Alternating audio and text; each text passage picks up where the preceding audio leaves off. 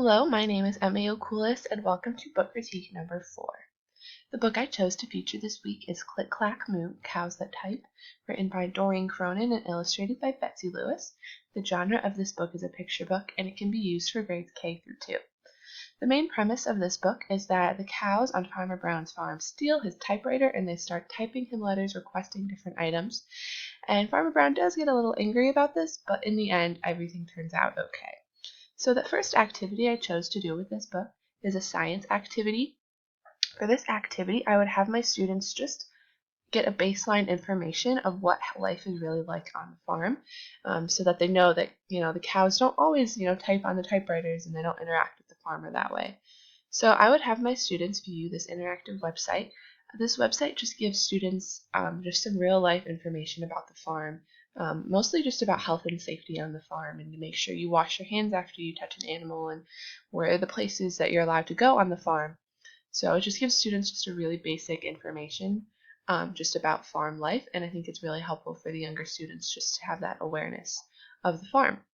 So after they view this interactive farm website, I would have them then go over to our class Padlet, and I would just have them type 3 different facts that they learned after viewing the website.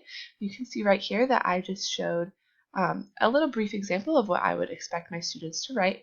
So the facts that I learned was that you have to ask the farmer about the machines, wash your hands after touching the animals, and don't touch or feed an animal unless the farmer is there and says it's okay. So that's just kind of how I would want my students to do that activity. And the second activity I would have my students do is an English language arts activity. For this activity, the students are going to be learning how to write letters, and they are going to write a letter as if their pet had stole a typewriter or a computer, and their pet is writing them a letter requesting a different certain items or anything really that they think that their pet would say to them.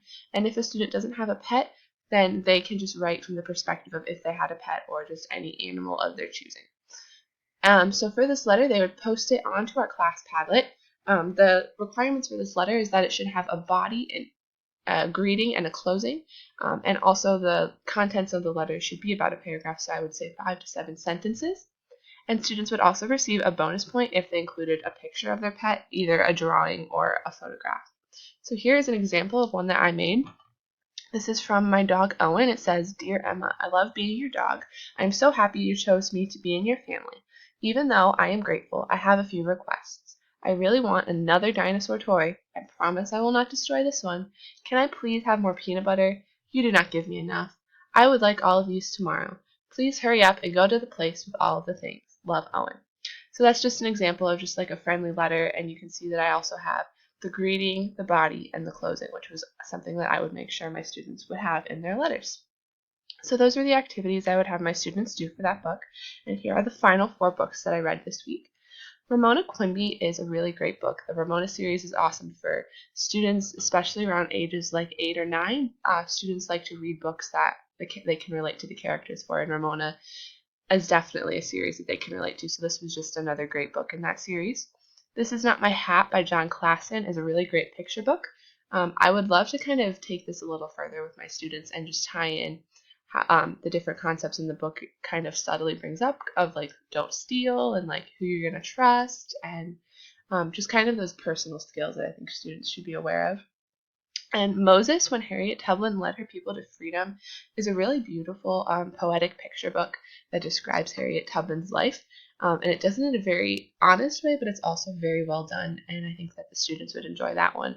And Journey was a very interesting book that I read. Well, actually, I kind of viewed. The book actually didn't have any text in it, so it was just a full picture book. But it definitely tells a really great story, and I'd love to use this for students that haven't developed their reading skills yet, and just to kind of get them more interested and motivated to read literature when they actually can read. So those are all the books that I read this week. And thank you so much for listening. Have a great day.